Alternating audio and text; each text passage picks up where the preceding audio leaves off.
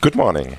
My name is Ulf-Daniel and I'm coordinating the Open Educational Quality Initiative and work for the University of Duisburg-Essen. The Open Educational Quality Initiative, OPEL, is an initiative taken by UNESCO, the Aalto University, the ICDE, EFQUIL, the Open University and Universidade Católica Portuguesa in Lisbon. It starts from the question, will learning actually improve only because the resources are available?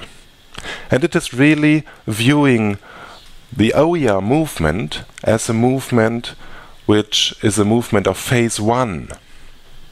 We believe that now, where resources are available in digital formats, archives have opened up, universities have opened their digital repositories and do that more and more, we now need to enter into a phase where we have to ask the question, how can we use OER in order to improve the practices of education in our institutions? How can we open our institution? How can we open education at large? We believe that just making OER available is probably not enough, but that we need a transformation from resources to practices. The term open educational practices has been defined by us as open educational practices constitute the range of practices around creation, use and management of open educational resources with the intent, and this is important, to improve quality and innovate education. The phase one was focused on open educational resource, make them available and accessible. It was a focus on production, necessary focus on reuse, remix and making it available. And still this is important, but has to be supported through a focus on open educational practices, which builds on OER, but goes beyond access into open learning architectures.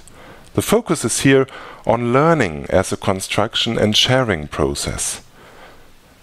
Quality improvement can be enhancing the learning experience through external validation, and change of educational cultures will come from openness when OER and OEP, open educational practices, can be seen as a value proposition for organizations. The OEP trajectory is showing you how to understand open educational practice. It is really a combination of the usage of OER on the upper part of the picture and the learning architecture. Learning architectures can be open or closed learning architectures. Closed learning architectures are more of the traditional transmissive type, where students are presented with predefined objectives and methods and have to learn in a predefined way.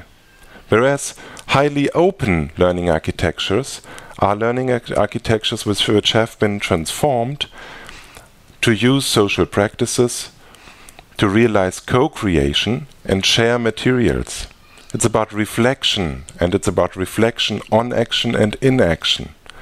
Students are learning here with defining their own objectives, and they're learning with defining their own learning paths. A combination in field C here of a high OER usage and reusage and creation of resources in combination with learning architectures which allow and which encourage social practice, co-creation and sharing is the highest form of open educational practices.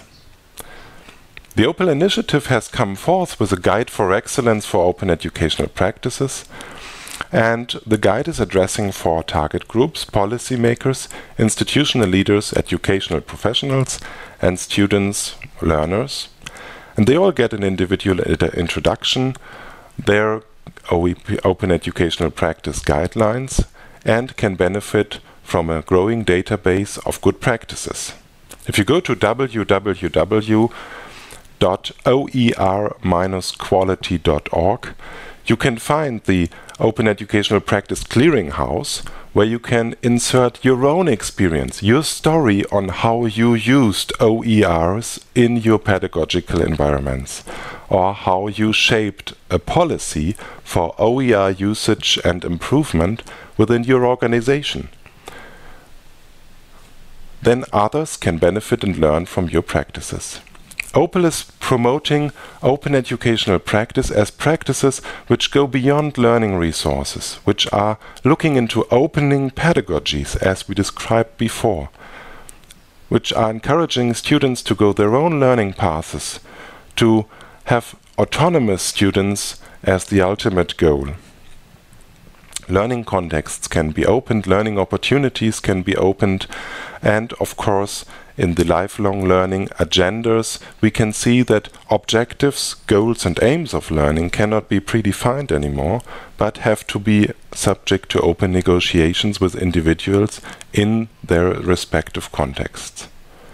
Co-creation of knowledge in itself is an open process and has to be encouraged in combination with the use of digital learning resources. What we are proposing is a change of cultures to open education organizations, and we believe that this entails much more than using digital resources.